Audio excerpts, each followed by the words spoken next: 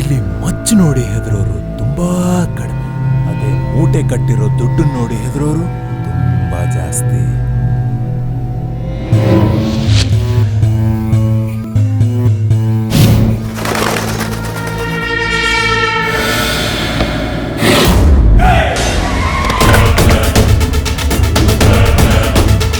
ಯಾರು ನೀನು? ನಿನ್ನ ಅಯ್ಯನ್